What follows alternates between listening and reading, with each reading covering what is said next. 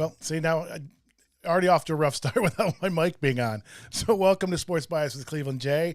This is the American League American League Central preview show, and I did not think this episode was going to happen today. I really enjoyed last night's show. I did the American League East last night, and there was a lot of work that went into it. If you know my shows, there's a lot of graphics and overlays and things like that. And I knew the first one would be the hardest for me because I had to make all those graphics and come up with a format and how I want to look things. And then I thought after that first show, all the other divisions I can just kind of plug in. It's just going to be the same graphics, with different logos and everything and color schemes and so forth. So I thought it'd be easy. Didn't turn out to be that way. I put a lot of time into this show. So we're going to see how the rest of it goes. I need to be conscious of my rest and so forth as I'm, trying to recover and be healthy fully. So this show and my Pastor and Professor show were not designed to tax me any more than I need to be. And also doing shows late in the night like this is more difficult for me. So we'll see. I want to get through tonight's show. I'm going to take tomorrow off and do the American League West on Sunday. And then the plan would be to do Monday, Tuesday, and Wednesday for the National League. But we'll see. I want to get through the American League first and see how I feel. A little rundown tonight. But I'm ready to roll.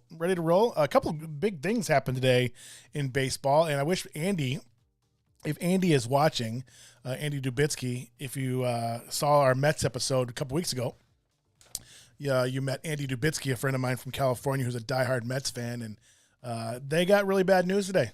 Jacob deGrom is out, torn something in his shoulder, kind of a weird thing, but he's out at least 4 weeks, and chances are it's going to be a lot longer.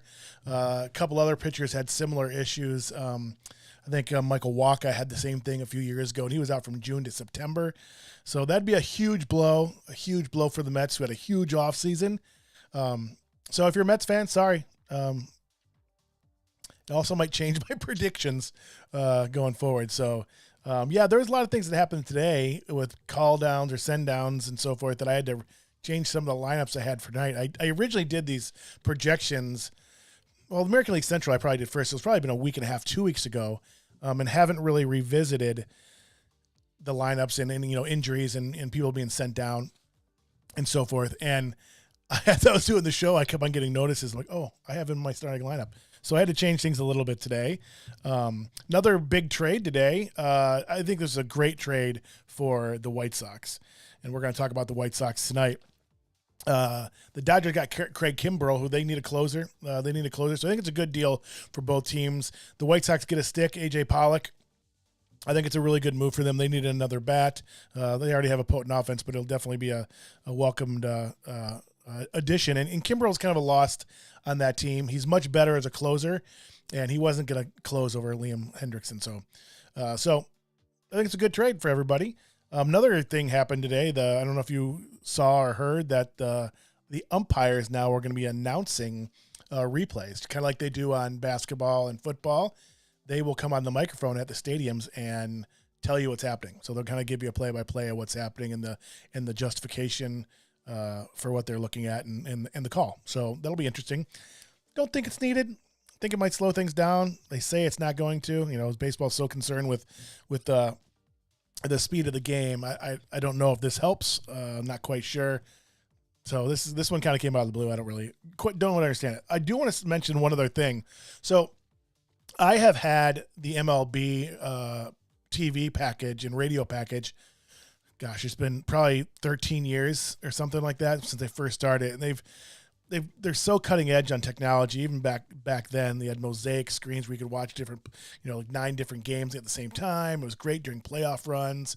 They added, being able to watch certain hitters. You can get notices. If Derek Jeter was up, I got a notice that he was up at bat, so I can go flip it over. Just really, really cool stuff.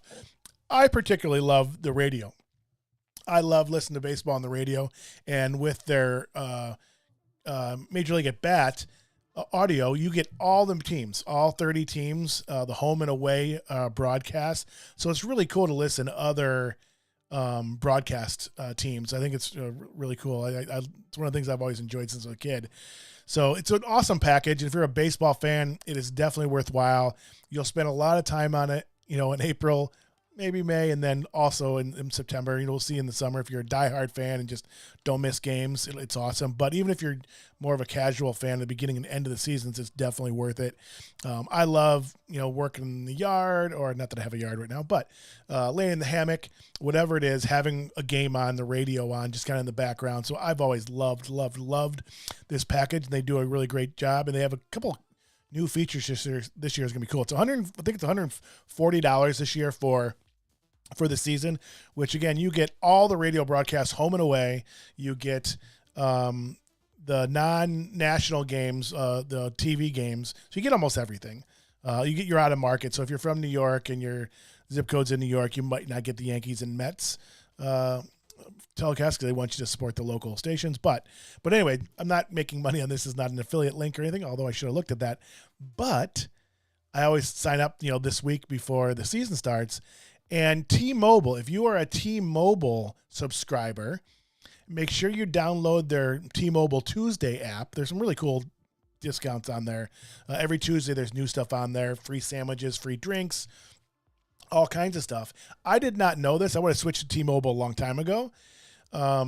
They are giving this away free. They're giving the whole package away, the $140 package away for free. You're going to get to see every single game on TV, every single radio broadcast home and away. If you are a T-Mobile subscriber, they will announce it on their Mobile Tuesdays, T-Mobile Tuesdays app. So download that app on Tuesday. When Tuesday comes on, I think it's April 5th, you just click it, sign up, and you're good to go for the year. So that's a huge, huge benefit and kind of a really nice gift. So saved me $140. It's awesome. So I'm really excited about that. I mentioned that. I think we're good to go. A couple injuries happened that we're going to talk about as we go through some of these teams. I did see some World Series favorites come out today, which there's one of the teams in this division has the second best chances according to the experts in Vegas of winning the World Series. So we'll talk about that, but let's dive into the American League Central.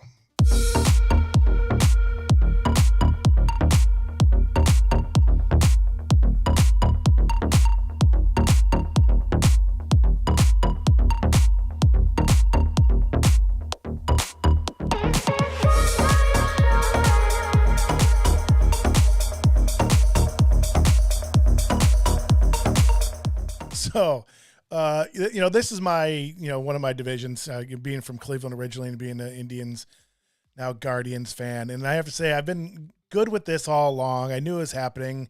I totally understand it. Supportive of the name change. I think the name change was good.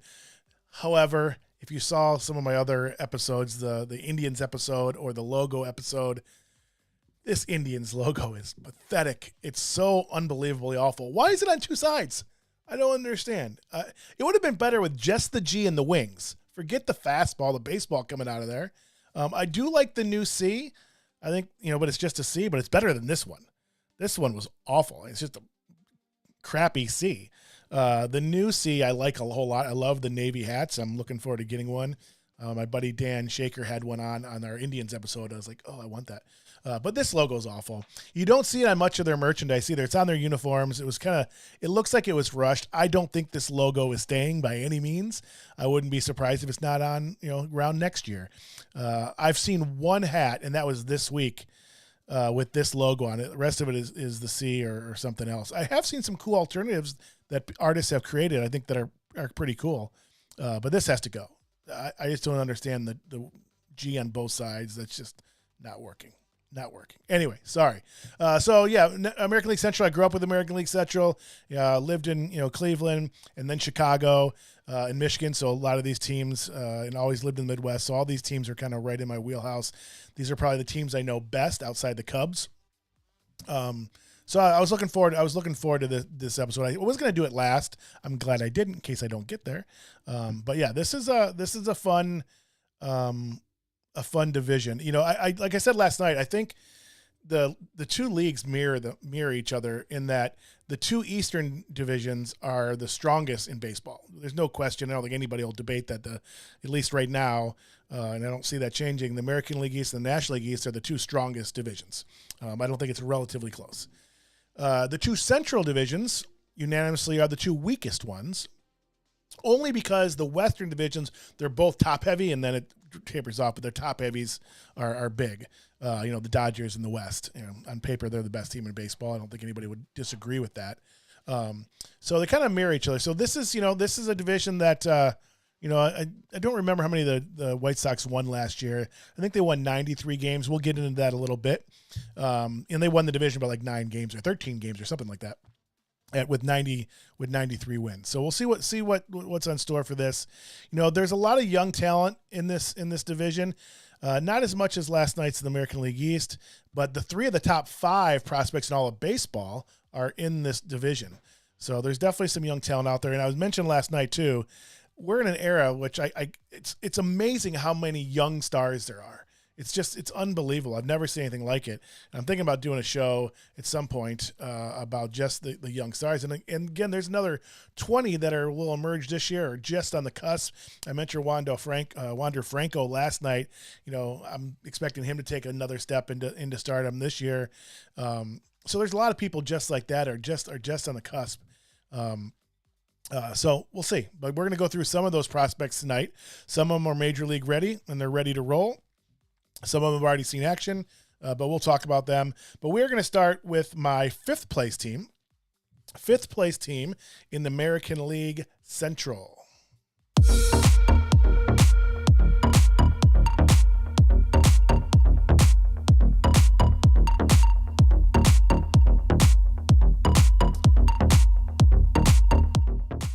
Sorry, Royal fans. I have friends that are Royals fans. It just comes down to they have no pitching. They have no pitching. Either starting or relief pitching. It's probably the weakest staff in the major leagues when I was looking at everything. And if you are joining me, I see people are online with us. If you are joining us, let me know where you're calling in from or watching from. Feel free to comment any of the things I'm saying or the picks or players or memories you have of these teams or what you maybe expect from these teams, or tell me that I'm completely crazy. I'd love to hear from you. But yeah, the Royals are just, last year they got lucky because the Twins tanked. And Salvio Perez had an amazing year. He had an absolutely amazing year. And they have the number 1 prospect in baseball, and he's having a killer spring. So Bobby Whitt Jr., if you're my age, you might remember Bobby Whitt, pitcher. Played for the Rangers for a long time, played with Nolan Ryan on the Rangers. Bobby Whitt Jr. is a stud. He looks like he's 12. He totally looks like he's 12, but he's tearing up the spring, and he's legit. He's probably going to start at third base. He's a shortstop by trade. He'll get there eventually, but they couldn't keep him down. I have to give the Royals credit, too. They didn't play with service time issues with this kid, kind of like the Cubs did with Chris Bryant several years ago. It's like they just needed him, which I found kind of weird, to be honest with you. I mean, it's a business, and I understand those things. I think players understand those things, especially with a team that's not going anywhere. Like with the Cubs, they were on the brink, and they won the division that year. So there were things in play there where this, business-wise, I'm not sure it was the greatest business deal, especially Kansas City being a smaller market, and knowing that they can't hold on to people once their initial contracts are up. Where is Bobby Witt going to stay, or is he going to go to a bigger market? So we'll see. So trying to hold on to him as long as you can, I would have thought would be ideal, but got to give him credit. You got to give him credit. Maybe they've had conversations with Bobby and kind of knew his feelings, and so we'll go. I think Chris Bryant always kind of held a little bit of a grudge for that. So kudos to the Rangers, or the Royals rather. Zach Greinke's coming back. Greinke came up with the Royals many moons ago. So they're getting Zach Greinke back. Now it's not the Zach Greinke that left Kansas City or was in the other places they're at in the Dodgers or the Diamondbacks or wherever he was at. So they're not getting the same pitcher. He's definitely older. I'm not sure of his age. 36, 7, 8, somewhere in there. I did not look that up. But one of the things I also added tonight that came up last night, and just kind of me talking out loud. This is just me talking. Again, if you didn't listen to last night's show, I've done this on my own for many years. I just sit down before the season starts and I pick the standings. I predict the standings. I've always paid attention to baseball. I've always paid attention to minor leagues. I watch the news. I watch the transactions. I think about baseball all the time. And so this is something I've always just done for fun. And since I had this show, I was like, oh, I'll just do this. I'll do this on the show and kind of hold myself accountable with this and hopefully get some people in the conversations and so forth, and hopefully do this along with me. Like next year, hopefully we'll be able to follow our ship and we'll have several people doing it with me. And I still may do this, and this might be one way to get me to get through some of the other episodes by bringing some guests on. I don't like doing the show solo. I've only done it once or twice. I did have fun last night though. I got to geek out on baseball, and I didn't like it going in, but I really enjoyed it. So we'll see, but I'm going to try to bring in some guests. So if you are a fan of these teams, like I have several friends from this division. I wish I could have pulled that off. But Dodger fans, I have a lot of Dodger fans. I have Marlin fans, Mets fans. So if you are a fan of a particular team and want to join me on one of the episodes, either on these preview shows, or we will be doing full episodes. We've done so far the Indians, the Tigers, and the Mets, I think, and we have the Cubs coming up. We did the Reds too with Scott Utz. We have the Mets. The Cubs coming up, which that's another announcement I want to say. That was scheduled for this Sunday. I am not doing it this Sunday. I am going to push that one off. Just too much for me to do right now, and the Cubs are the love of my life, so I need to spend a little more time with that one, and I'm trying to coordinate some schedules to bring some people on. So I will not be doing that show on Sunday. I'll find a new date for it. We will be doing the White Sox one coming up here with my friend Bobby Mack. We'll be doing the Cardinals. I'm doing it with my friend Sean Wade. So some other ones coming, but we'll get to all the teams eventually, not just in baseball, but in football, around the NFL draft, probably right after the draft, really.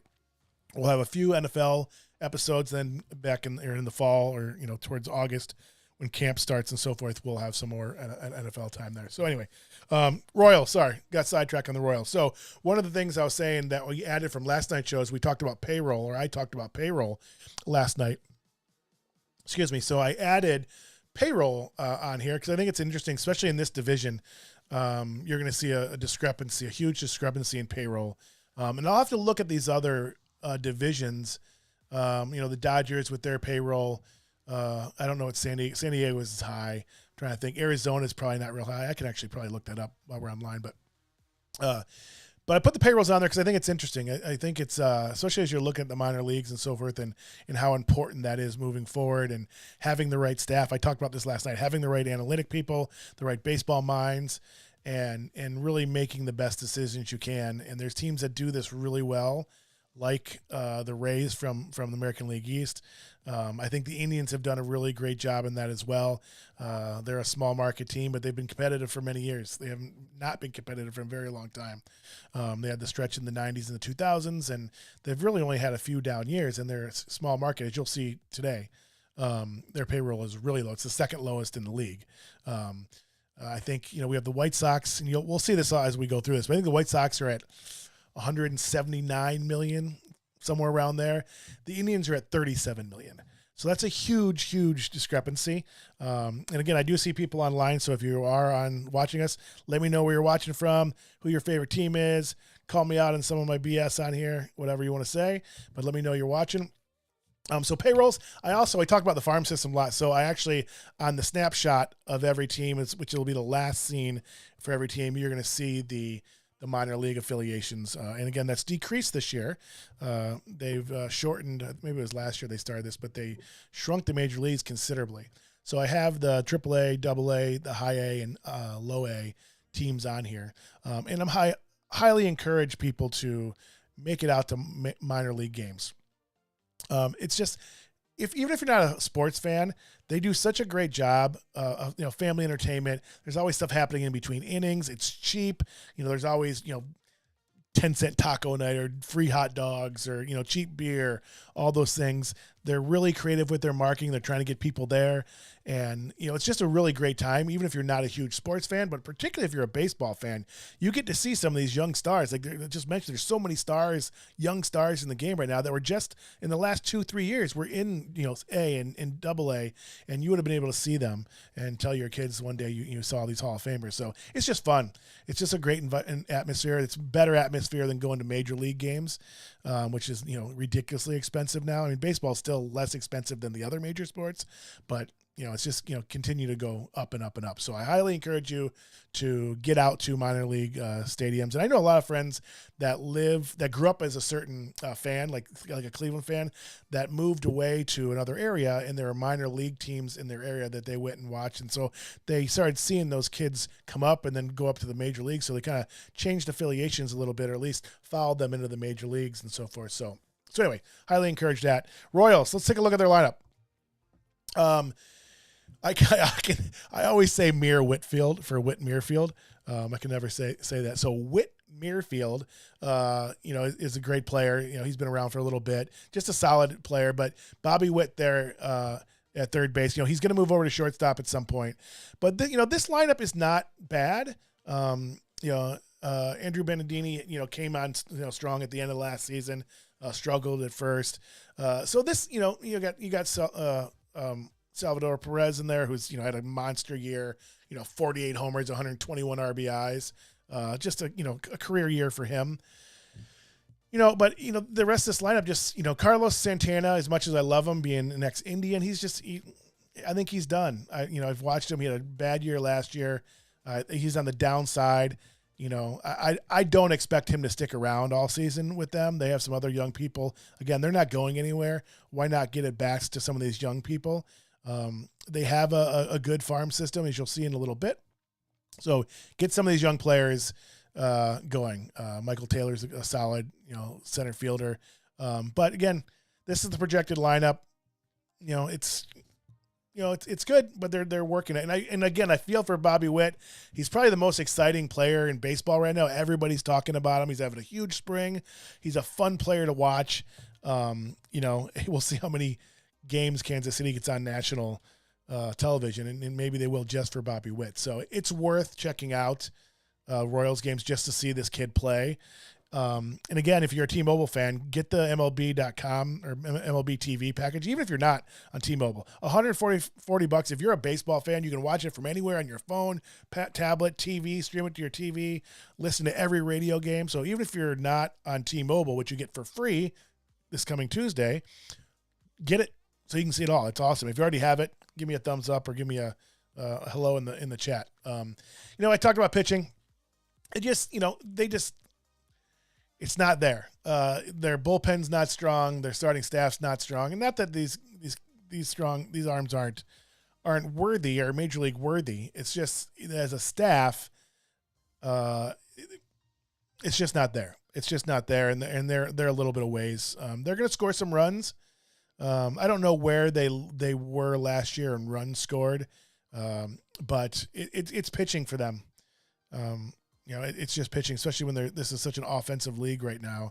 They're just going to struggle. Again, Zach Greinke isn't the pitcher he used to be. And again, maybe he comes back and so forth. So we'll see.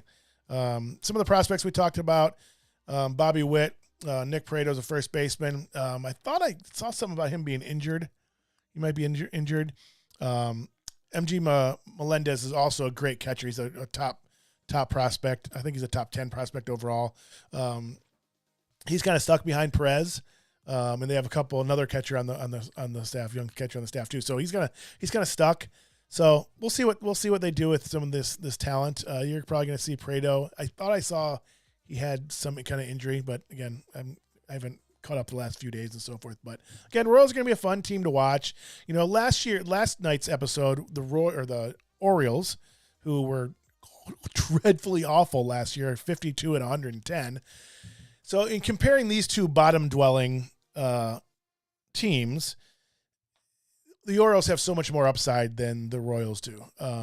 Both their farm systems are pretty solid. I'll just move forward here so you can see. Their farm system.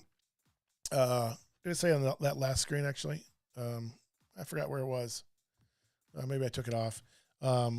but their farm system is good. But the Orioles they have a really bright future. They have the top one or two. So it's Bobby Witt and Adley Rutschman, the two people that almost everybody says is 1-2 top prospects, and they have the top pitching prospect too. So I think the Orioles are in much better shape moving forward than Kansas City is. The Orioles play in a much tougher division. So comparing the two bottom teams in these divisions, the Orioles are going to be a really exciting team to watch. They have young talent on that team ready to go. Here you're going to have Bobby Witt and some other young players. But they're a little bit of ways. I think they have to kind of redefine themselves. Salvi Perez isn't young. So they're going to have to make those decisions coming up soon too. So Kansas City's a great baseball town. George Brett's one of my favorite players of all time. They have obviously great baseball tradition in Kansas City. It's one of the stadiums or one of the places I've always wanted to go and see a game. Never been fortunate enough to do that yet. I will get there at some point. But yeah, I'd like to see them do well and bounce back. They won the World Series a few years ago, and that was awesome. But they aren't gonna sustain that. And these smaller market teams may have runs like that. It's the rare case, Tampa Bay, rare case where you can do that. You're gonna have those one-off years or maybe 2 years where you kind of your talent materializes and you get to hold on to them, that you'll have a few years that are playoffs and beyond, but it's hard to maintain it. These smaller markets just can't afford to keep these players once they go to their next contract, they become free agents. So that's kind of where Kansas City finds themselves. So I have them at 76 and 86. That is 2 more games than last year. So I have them. They were last year. They were 4th place because the Twins sucked.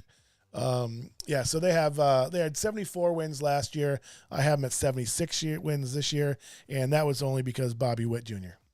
That was really the only reason there. But I do have them in the cellar. I do not have them in 4th place like they finished last year. So however you want to see it. So either they win 2 more games or they drop a thing in the standings. So we'll see. So there is your Royals preview. Let's go to my number 4 team in the American League Central.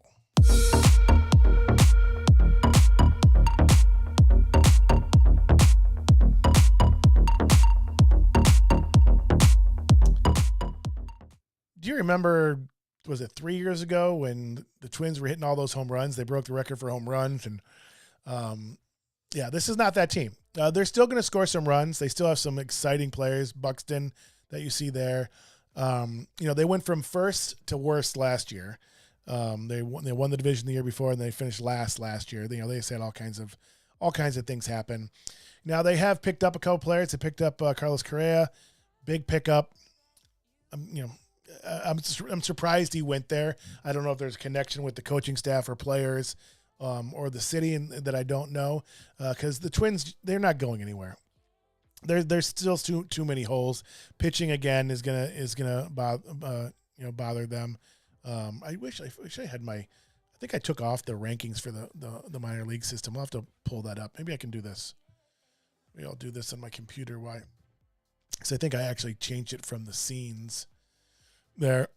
But yeah, the Twins is, they're going to struggle. They're going to struggle again. It's going to come down to pitching again with them. Again, this is a bad division too.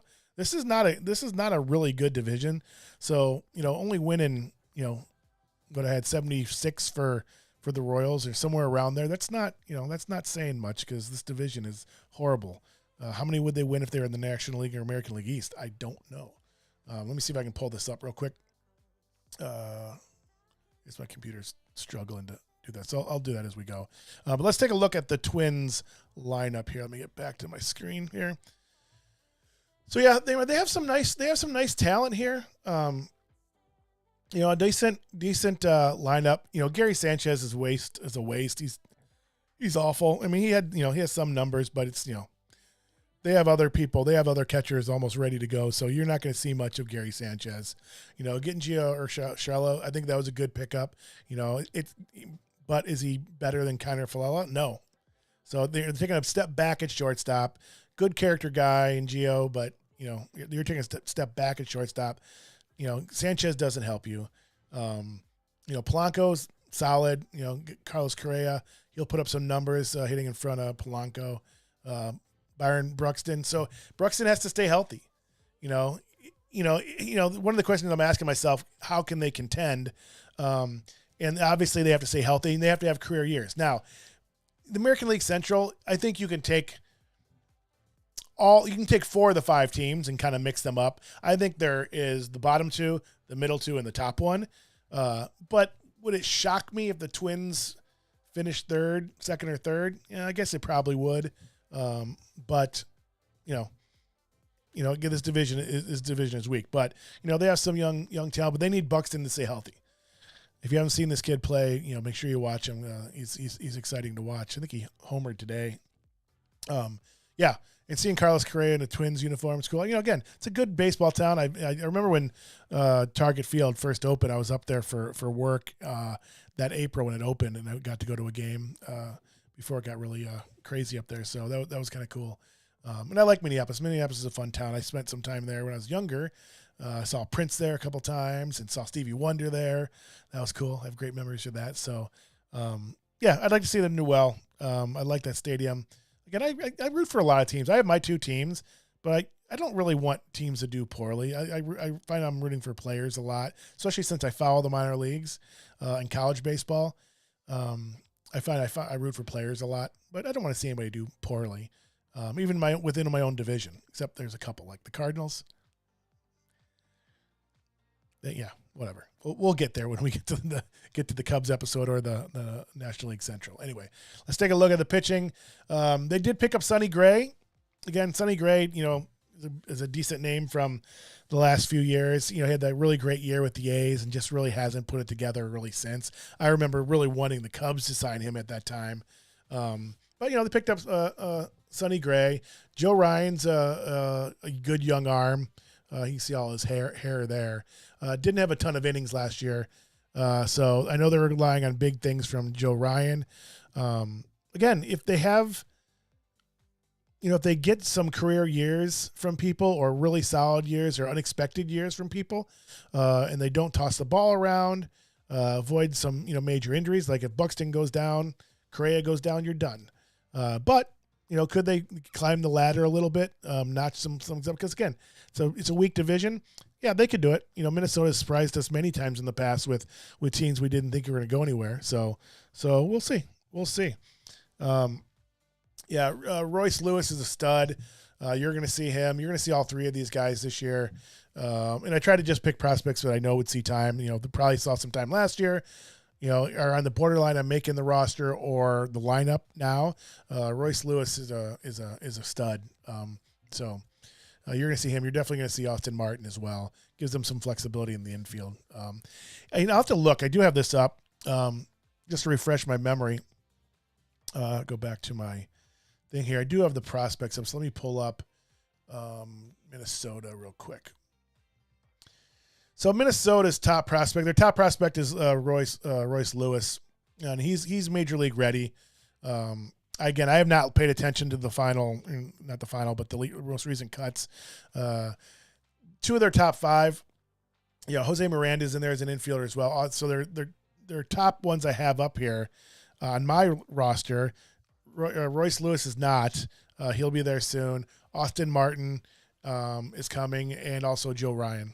So Joe Ryan, still only 25 years old, has a little bit of experience. So you're going to see him. Johan Duran, too, another right-hand arm there you're going to see probably. You're probably going to see Josh Winder, another 25-year-old. Simeon Woods Richardson, he's a young kid in Double-A. We'll see where he starts, whether he starts in Double-A or Triple-A. But so they have some pitching talent in their minor leagues. They definitely have pitching talent more than anything else. And some guys that are ready. Some guys are ready to at least tease and show in the major leagues and see what they can do. Again, when you're down towards the end of the standings, it's easier to kind of play around with and get a look at these guys. So yeah, let me go back to over here and get a little snapshot of the Twins. Yeah, there's your lineup, your rotation. And again, if you're fantasy players, I guess you can kind of pay attention to this too. I do not play fantasy, have not in a long time. I did when kind of first started, but too much work. So I have them at 79 and 83. So again, a few more wins. I think the Royals with 2 more wins. I have the Twins with 6 more wins.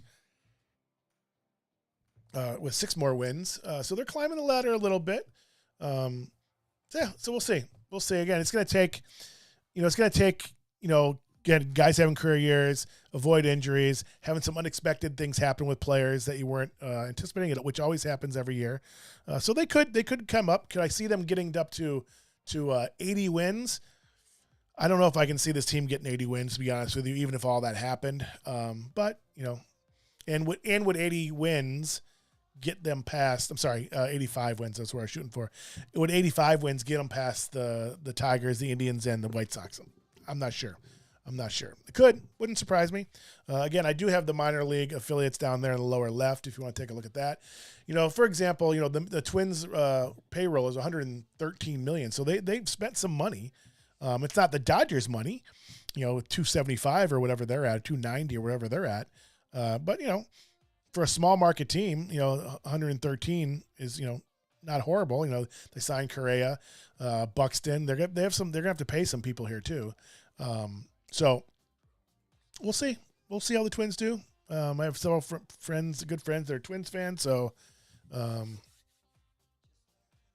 long as you don't win when you're playing the Tribe, we'll get there. All right. So that's the Twins at 79-83, 4th place in the American League Central. Let's go to the 3rd place team. And before I get there, I'll wait.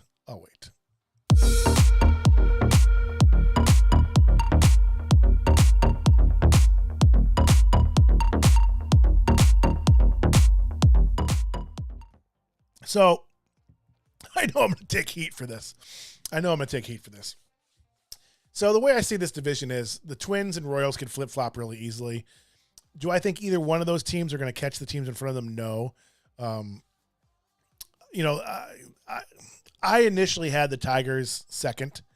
When I looked at the lineups and kind of analyzed things, I think the Tigers are a year away.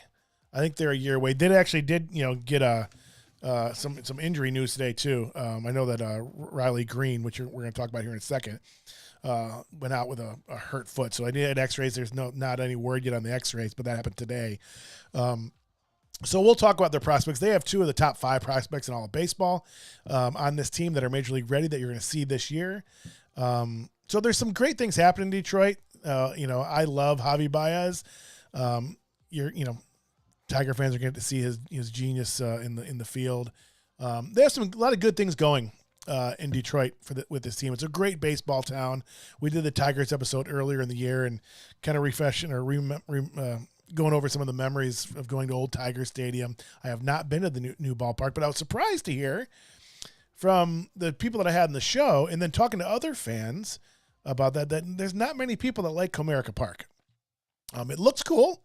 It looks cool from the outside. It looks like, the scenery outside of it and everything looks cool, but I haven't met anybody, and I've talked to probably 10, 15 people that don't like it. And it's not comparing it to Old Tiger Stadium because there's memories and tradition there. It's just that I don't know what it is. Nobody could really pinpoint what it is. Just doesn't work, I guess. So but I am looking forward to going sometime. Miggy's still around. He's starting to get up there. He'll almost exclusively DH. I don't think he's going in the field except for an emergency situation. Maybe in the doubleheaders they're going to play. The 9-inning doubleheaders this year, thank goodness. So we'll see. They definitely have some good things going. Let's take a look at their roster. Their payroll, again, like Minnesota. Minnesota, I think, is 113. Tigers are at 116 million. Last year, the Tigers started out really bad. Like they went 6 for the first 24 or something like that. Something really bad to start last year. But then after that, they were like 5 or 6 games over 500. So they came on strong, and you started seeing some of that young talent. AJ Hinch is a good manager. I know there has the Astros stigma, always going to be around with him. But he's a good manager. He's good with young players. So I think there's some exciting things happening with the Tigers. So let's take a look at their lineup. Yeah, I mean, this is a good lineup. I mean, it's exciting. Again, Riley Green, we don't know his status. Jonathan Shoup, they picked up Tucker Barnhart too, or Barnhart. Yeah, that was a big pickup for them. He's a solid catcher. They have some catchers in the wings too, going there. So yeah, picking up Javi Baez I think was a good pick, but they're paying him a lot too. People will cite his strikeouts and so forth, but he still had a really good year.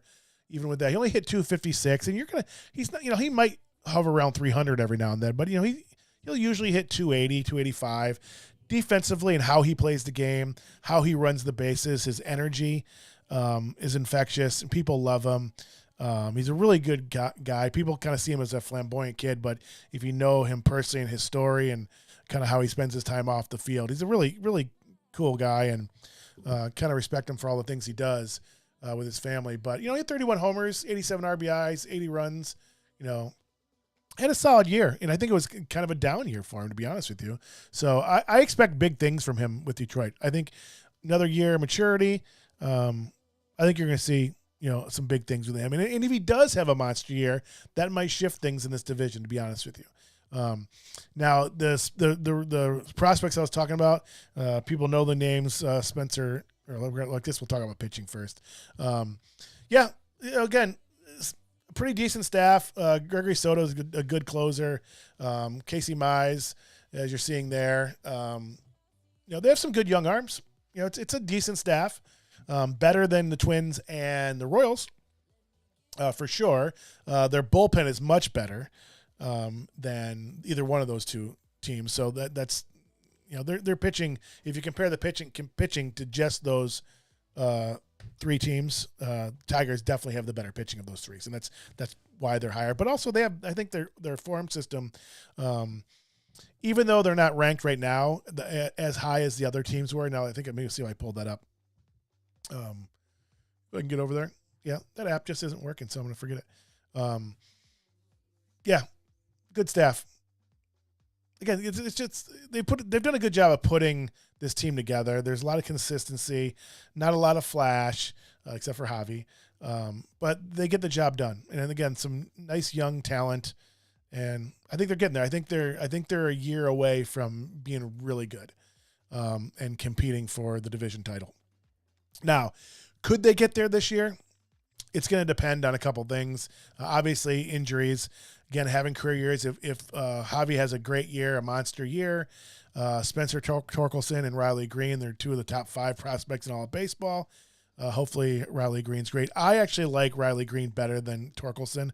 He'll probably play. He's a third baseman / first baseman. I don't think he's going to see third base. I think he's going to be a first baseman. Arizona State product. Those are two really exciting players, kind of like the Orioles have with some of their young players. These two players are really can't miss prospects. You're starting to see them right now. I don't know. Again, I haven't looked at the roster close enough. If they're going to keep Torkelson up, or they're going to start him in Toledo. I don't know. I can't imagine they're not going to put him at first base and Miggy DH. We'll see. What did I have over there? Let me go back here. Yeah, I did have Torkelson at first base and Miggy DHing. We'll see. We'll see what happens. But again, it's going to be a fun team to watch. I get to hear about them a lot from being in Northern Michigan. I have a lot of fans or friends that are Tiger fans. I've always liked Detroit as a baseball town, even though they're in my division. But again, a great baseball town. I love these old baseball towns. Like Detroit's one of those. Pittsburgh's a great baseball town, and I think a lot of people don't think about it. They think about the Pistons and maybe the Lions because football's so popular. But Detroit's a great baseball town, and it'll be exciting to see some of these players over the next few years. I think the Tigers are a year away. Can they compete this year? I don't see it. But I think with their 77 and 85 last year, they definitely take a step in the right direction this year.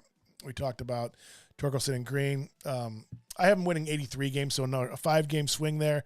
Have them in third in the American League Central is where they finished last year.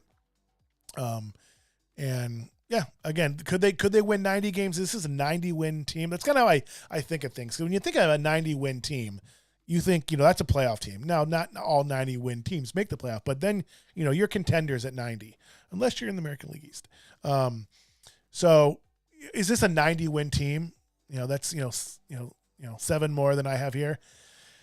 Again, if they get some big years from people, some of the prospects step up, it could happen. I could see it happen. I don't see it with Kansas City and in Minnesota. It wouldn't shock me if you have really solid years from their lineup. avoid injuries, and their pitchers can give them innings. They have a good bullpen, so yeah, I can definitely see that. But I have them at 83 and 81, third in the American League Central, which leads me to my second place team.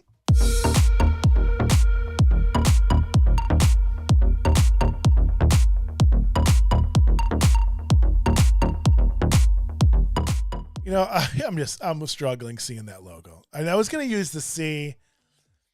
I didn't. I had to try to. I was trying to work on these graphics and play with it to make it more comfortable. It's awful. It's awful and it's embarrassing. Yeah. I like some of the new merchandise. I do not like, you're seeing the Guardians font on there. I do not like that font at all. Which I don't understand also. The C on the hats is not that font. So I guess it's weird that it's not, I don't know, because that's not the same font with the C on the hats than the script Guardians or Cleveland. So it's weird. It all came about quickly, and I think they made some rash decisions, and it weren't good ones. I'm glad they kept the colors. I think the name, I posted something several years ago about possible names that I would have liked to see. The Guardians was on that list. It doesn't surprise me this is where it went. Excuse me. I think a lot of people thought it was going to be the Spiders, which came up on last night's show with my buddy Sean. Yeah. Again, this is smart. Now look at their payroll. $37 million compared to, $117 for the Tigers, $113 for Minnesota. And I don't remember where Kansas City was. I think they were up there too. So, that's a big discrepancy. But again, Cleveland has always had a really strong front office and always a really strong scouting department. Going back to the John Hart days in the 90s when all those young players came up, Baerga and Bell and Tomey and all those guys. They stay competitive. Terry Francona, he's a Hall of Fame manager. He'll definitely be there. He's such a great guy. Hopefully he's healthy and he'll be there all year this year. He's great with the young players. He's kind of the face of that organization, and I think he's the right man for this job right now. I hope we get a couple more years out of him, and we'll see what happens after that. But I like what they do. I mean, their pitching has been strong for the last many years. I mean, they traded away young pitching last year, which I was surprised at. But they always are kind of in the mix. And if any of these players have really strong years, they end up doing well. They missed the playoffs last year for the first time in I think 3 years. Finished in second place. Jose Ramirez is probably the most underrated star in baseball, and that's just not me being a homer. A lot of people say that. He's a quiet guy, goes about his business and just rakes in the numbers. He's a plus defender as well, runs bases really well. He's gone. I can't imagine, if they're not in the race, somebody's going to pay big money for him at the trade deadline or maybe even sooner. I hate to see him go, but we have to get some things for him. So I know he loves Cleveland. He loves playing here. So maybe we get lucky and he stays.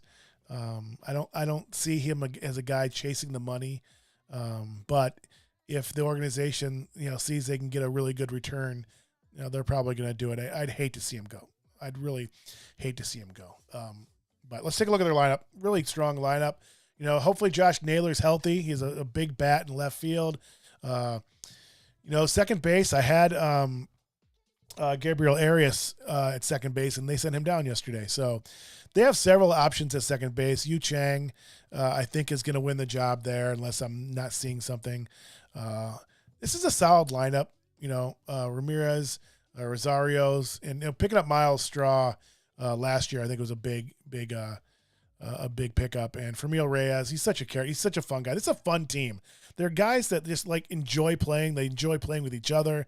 They enjoy playing in Cleveland. So it's been a fun team to watch for many years. And it seems like, I don't know if it's Terry Francona, it's the city. Again, another one of those really good baseball towns. People think of it more as football. Sorry, that was a joke. I'm not even going there. That's a whole nother show. I talked to my buddy Dan Shaker a little bit via text, and we have some stuff to say about that. So I'm conflicted, and we have to have a Browns episode, or at least an emergency show to gather Browns fans and talk about the crap that's going on there. But baseball's always been a really great baseball town, and this has been a fun team to watch. Going back to those '90s teams, it just seems like it always has an element, this kind of like lightness to the team and fun, and they have all these guys that just look like they're having fun playing baseball, which you don't necessarily always see. It's one of the things I really like about this influx of young talent and young stars in the game. I'm more of a baseball purist, and through all the bat flipping and all that stuff, I've come to enjoy it, a little bit more than I thought I would. But their energy is infectious, and the young people like it, and I love it. But the Indians team and organization seems to always have that. So when I was looking at the Tigers and Indians, I see them as very similar teams. Would it surprise me if the Tigers jump over the Indians? It wouldn't surprise me at all. I could have flipped a coin on this. If Torkelson and Green have good years, and you get solid pitching, the difference to me is the pitching. Cleveland's pitching is superior to Detroit's, at least on paper. They've been solid for a very long time. So just to kind of look at the pitching there, Shane Bieber, he'll bounce back. He had some injuries last year. He pitched really well late in the year last year. He's a stud. He's still only 26 years old. Cy Young Award winner. He'll be back. He'll definitely be back. Zach Plesac great. Savale's great. This is a really strong staff. I love Clace as a closer. Brian Shaw's back on the team, but he's not closing. Yeah, their pitching staff is strong. I mean, I don't think looking at all the research I've done and listening to the talking heads, and I don't think anybody thinks any of the other teams in this division below the Indians have a better pitching staff, and that's what does it. They have some nice talent in the lineup. They're going to score some runs, manufacture some runs now. Shaw at the top, maybe, but their pitching is solid. They give them innings, they eat up innings, and that's what keeps him there. I expect big things from Shane Bieber this year. I wouldn't be surprised if he's in the top 3 in Cy Young again. We'll see. Has to stay healthy, but he's still only 26 years old. So, they have a lot. They're like middle of the pack, maybe 9, 10. I actually think they're a little higher minor league. I think they're like 6 or 7, or 5, 6 or 7. So they have a good system, and they have some people that are ready right now. So if some of these people in the lineup struggle, Steve Kwan may make the roster. Tyler Freeman, Gabriel Reyes, who I just talked about, he's really great. He's a great pickup. They have some serious talent. I'm going to pull up their thing here too. Just look at some of the others. So Cleveland, still so weird seeing Cleveland Guardians. So looking at their list, yeah, they have some major league ready talent. They have an influx of infielders, which will give them some flexibility at the trade deadline. So if they are in the race, if the White Sox stumble or going after the wild card, there's one more team in the playoffs this year. Would they make a trade? We'll see. That's why keeping Jose Ramirez is going to be difficult, I think, at the trade deadline if we don't have a shot in this division. I mean, you have the American League East is so stacked. You might see 3 teams from that division again. Last year they had 3 teams over 90 wins. So they could have 4. But yeah, the Indians have some nice talent. To make some moves, kind of bolster. They're like next couple of years. Again, they don't have much money. I mean, they don't. I shouldn't say that. They're not spending much money, I should say. Payroll of 37 million. Sometimes frustrates me, but I think for what they spend, I'm not sure. I have to look at the Rays payroll. I know it's higher, much higher, but again, I have to look at this. Maybe I'll talk about this in another episode. But for the money they spend, does Cleveland get the most out of their organization with their budget? I think they have to be considered. I mean, I can't think of anybody else off the top of my head, and that's just not me loving Cleveland. Just look what they've done with the limited payroll they've had, and they've made making playoffs and made runs. I mean, they're always in the mix.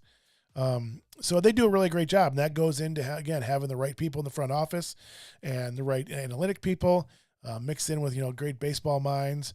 They always have some young talent in the front office. So we'll see. We'll see what happens. Could I see the Tigers overtaking them? Yeah, I can totally see that. That wouldn't shock me that you can flip flop these guys around. I have the Indians at 86 wins, 86 and 76 in second place. I think I had the Tigers at 83 wins. So yeah, I could definitely see the Tigers if they get some of their young stars playing. I think the talent, looking at their minor league systems today, and over the past while and being familiar with them, the Indians have a lot of major league talent ready players. They have, they're pretty deep, particularly in infield. I think there's more star power in the Detroit farm system for sure. I don't think there's any doubt about that. Not just with Torkelson and Green, but they have more star power in their system than the Indians do. Indian system is deep and it's always in the mix. They do a really great job at that, but Detroit definitely has star power beyond Torkelson and Green. So would not surprise me at all if the Tigers, move ahead of the Indians. And I can see the Indians taking a step back here too. I mean, this is everything going, well. Again, their pitching will keep them in it. If their pitching wasn't strong, I'd drop them down below the Tigers for sure. But if people struggle, Josh Naylor doesn't stay healthy and other people don't stay healthy, they trade Ramirez or Ramirez goes down, Shane Bieber gets hurt. Yeah, I definitely see the Tigers moving ahead of them. Now, do I think the Royals or Twins could catch the Whites or catch the Tigers or Indians? I don't see it. I just don't see them getting to the 83, 85 win marks, but I guess I wouldn't be shocked. This division is weak. So again, I put the minor league affiliates there. Columbus Clippers games are fun to go to. The Rubber Ducks was one of our favorite logos when we did the logo episode. That was a fun episode. My kids want to do another one with just college logos. That stemmed from the St. Peter's run at the NCAA tournament, the Peacocks. So that was a fun episode. The Rubber Ducks was a top 5 logo for us. Anyway, so there's your snapshot for the Cleveland Indians, 86 and 76, second in the American League Central, which of course leads me to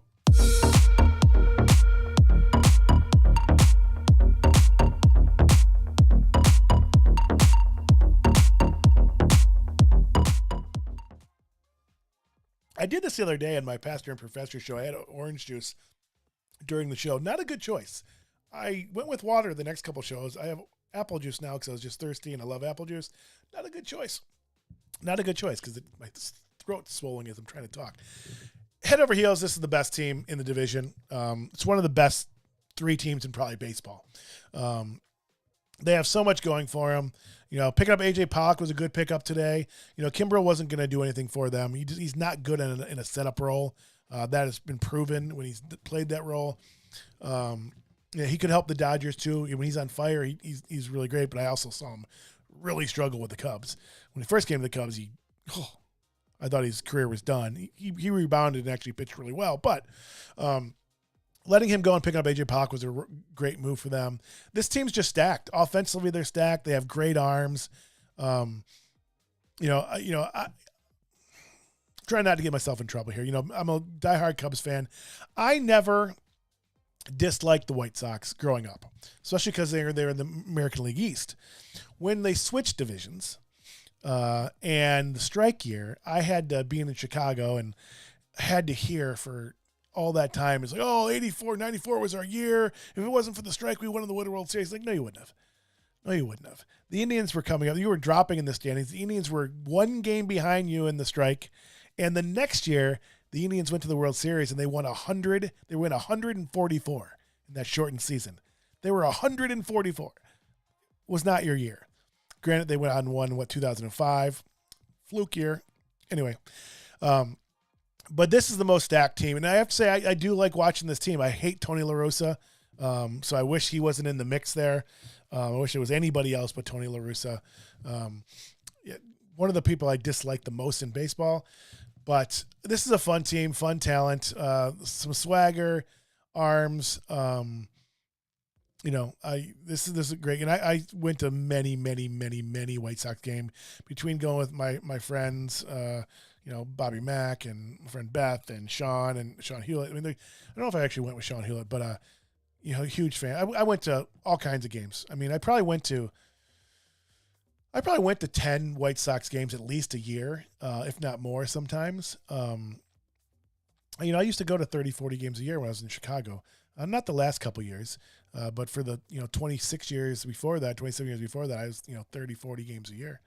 Now, when we talk about ballparks, we'll talk about that one. And I've heard this argument over and over from the people from Chicago. They've definitely made it better over the years because it was god awful before. They cut off part of the roof. That upper deck sucks, and everybody will say, "Oh, but the sight lines are so great." Whatever. And people always rave about the food.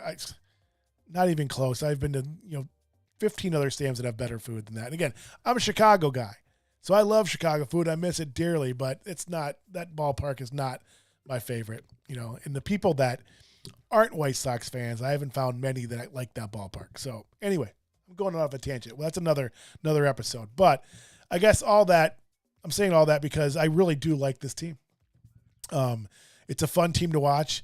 Again, on paper, there is the Blue Jays and Dodgers and probably the White Sox. You can maybe throw the Braves and Mets in there too. But I mean, last year I had the White Sox and Padres in the World Series. That didn't pan out. But this year, I don't see anybody in this division even coming close to them. I think last year they won the division by, let me go back there. Go back one thing. Cleveland. They won the division last year by 13 games, and they only won 94 games. Yeah, 93 games. They won the division with 93 wins, which is not, that's happened, but not by 13 games. That's how poor this division is. Now you put the Tigers and Indians or Guardians and Twins and Royals in the East. They're cellar dwellers for sure. You'll tie with the Orioles with 52 wins, but so they won the division by 13 games with 93 wins. They're going up from there. This is the year for this team. They don't have a ton of talent right now in the farm system. All these guys have come up. Actually, most rankings have them dead last in farm system, which is cause for somewhat of alarm if you're a Sox fan, but I think it's a temporary thing. Their organization is usually pretty good. They're not usually down at the bottom. I think they have some good people in the front office that will put them in the middle of the mix. They're going to have to move some of these players at some point. Their payroll's high though. I mean, their payroll is really high. 86 million. I can't really see it from the screen because I have something blocking it. Yeah. 184 million. So you have 184 million with the White Sox and 37 million for the Indians. That's just a huge discrepancy. Huge discrepancy. Let's take a look at their lineup. It's just ridiculous. This is just an absolute ridiculous lineup. Dodgers and the Blue Jays, their lineups rival this. I guess you can pick any three of those. I would say Atlanta's too, maybe the Mets. Look at this lineup. It's awesome. I mean, Grandal's probably the best catcher in baseball. Jimenez, Robert, hit 338 or something, 338.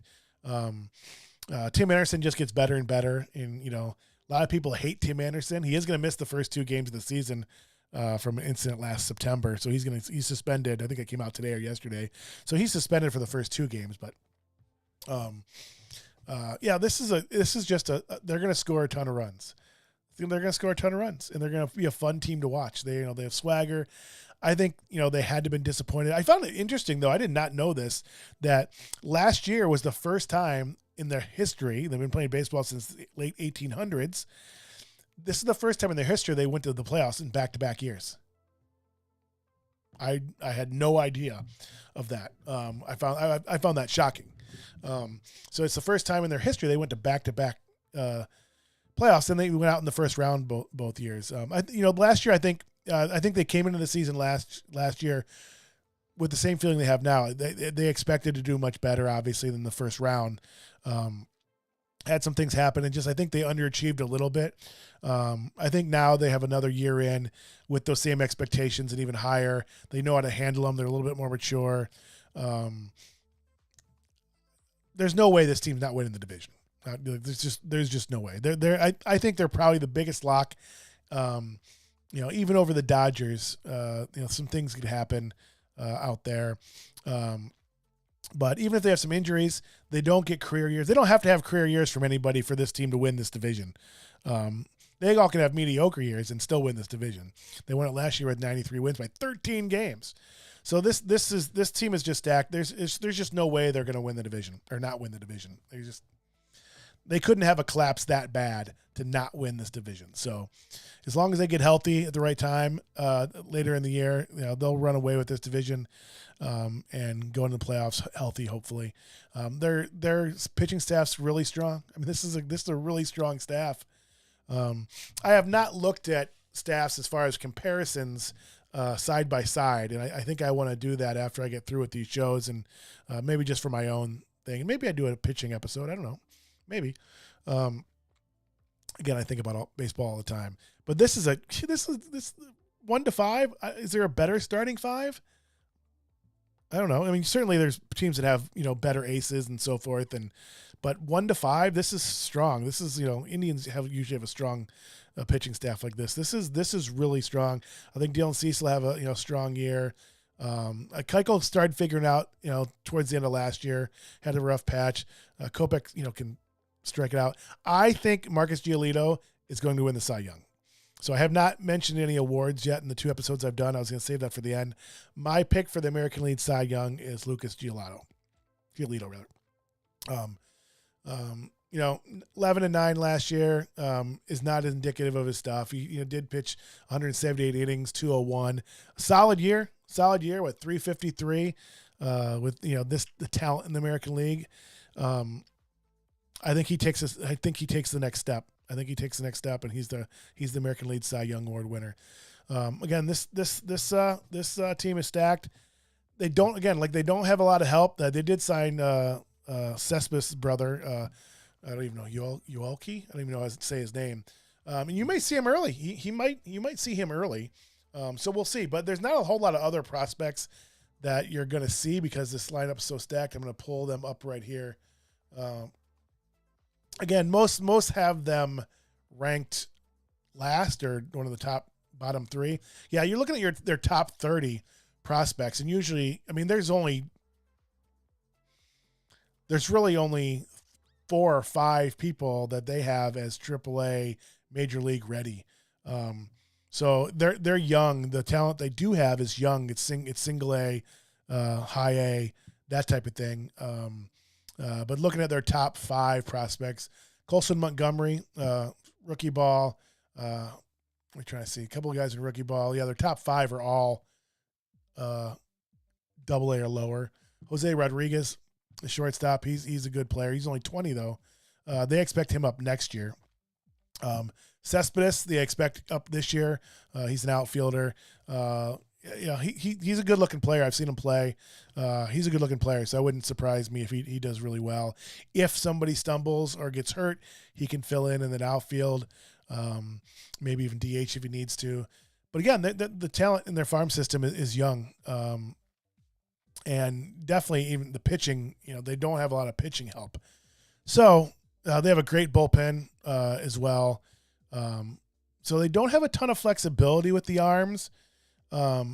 But they're so strong with those arms. I mean, I'm looking at farther down the list. The 26, 27, 8 prospects are, AAA ready. So they're gonna have to make some moves if they need some arms. They're gonna have to rely on some of these guys that might not be ready. But we'll see. Again, I don't think under any circumstances this team doesn't win the division, and so just get in the playoffs and then see what happens. Here's your little snapshot of the White Sox. I have them 104 from 93 to 104. Again, partly is because they're in this division. I think this team wins 100 games in any division. I think they're that good. I don't think this is indicative of the league, their division they're playing in. I think if they're in the American League East, they'd probably win that division. I think they're better than the Yankees. They're better than the Red Sox. Are they better in Toronto? Maybe those two are going head to head, but it's not just a product of being in the National or American League Central. This team's that good. It's that stacked. So I have them at 104 and 58. So if I go forward here, I don't even know what I have on the next screen. So we'll see. So this is kind of the summary of just the standings I have. it's so hard for me to see that logo. I look at it, it's just like, they don't even have a round logo that I could use for it. It's like,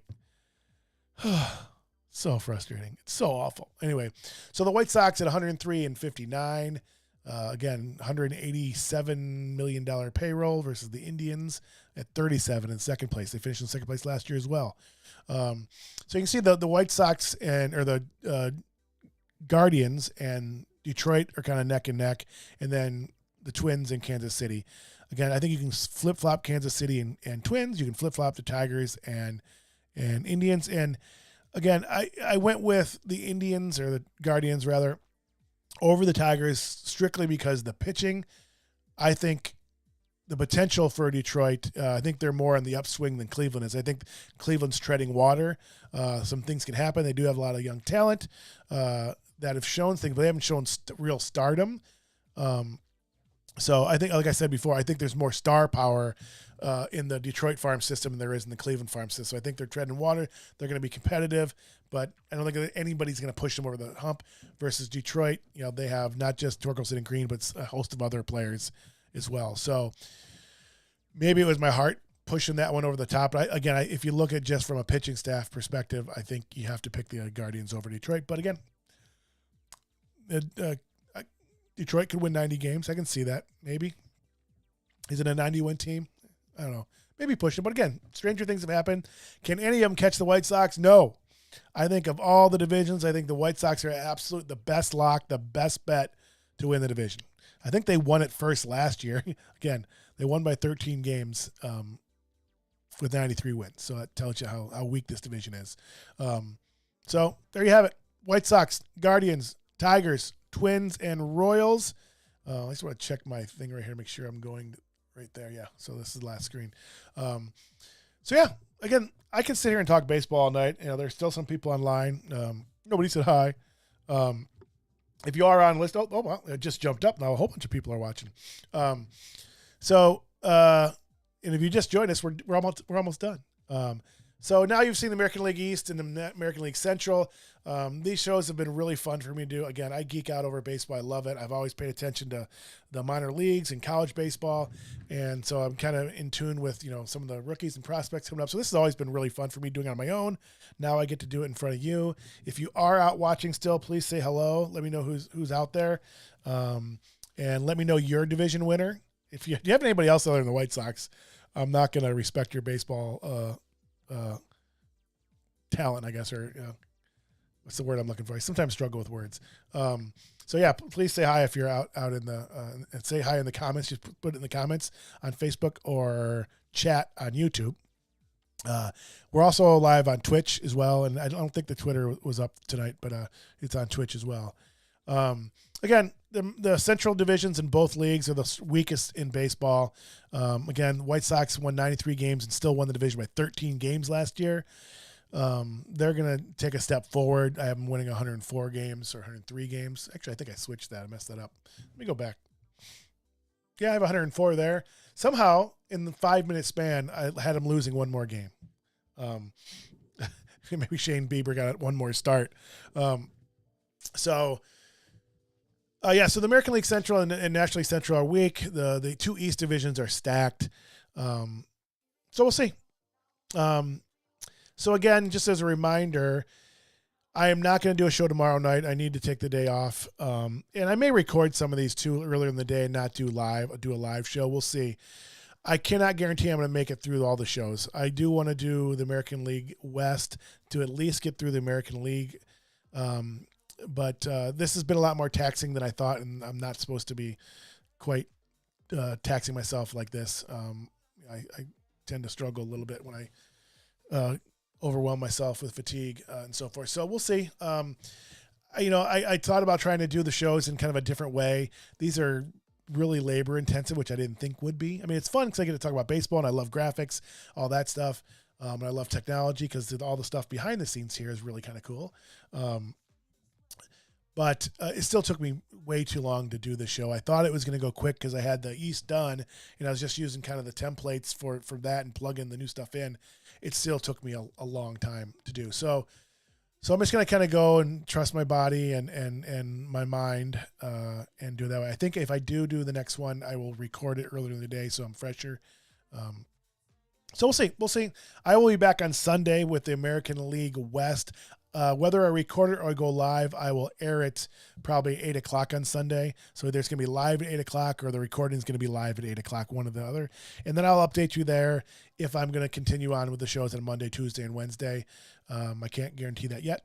Just got to kind of see how I feel, but I do want to get through at least the American League. I was really looking forward to doing the National League East, though. That might be my motivating factor because that division really interests me.